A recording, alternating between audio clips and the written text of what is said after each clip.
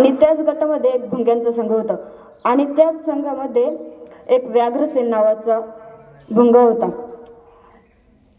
त्या भुंग्याला असं वाटायचं की तो अतिशय शांत आणि शिस्तप्रिय आहे, पण त्याचा आवाज एवढा मोठा होता की त्याचा आवाज ऐकून सगळीजण खूप घाबरायची. मग त्याच्या आवाजाने सगळ्यांना त्रास व्हायला लागला. तो जिकडे जायचा तिकडे तसाच आवाज त्याचा निघायचा आणि त्या आवाजामुळे सगळी घाबरायची.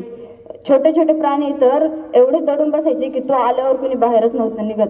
आणि मग याच कारणामुळे त्याला त्याच्या संघातून निष्कासित करण्यात आलेलं होतं. आणि मग त्याला निष्कासित केल्यावर त्याला कळतच नव्हतं आता काय करावं. त्याच जंगलातून एक नदी वाहत जात होती आणि त्याच नदीच्या पलीकडे एक दुसरं जंगल होतं आणि त्या जंगलाचा राजा होता सिंह. ह्यांच्या इकडे तर कोणता राजाच नव्हता. आता काय करायचं. तिकडे सिंह म्हणल्यावर तो तर छोटा प्राणी भुंगा म्हणल्यावर आता आपण तिकडे जाऊन राहिलो तरी काय फरक पडणार आहे असं. मग तो गेला त्या जंगलामध्ये आणि त्या जंगलात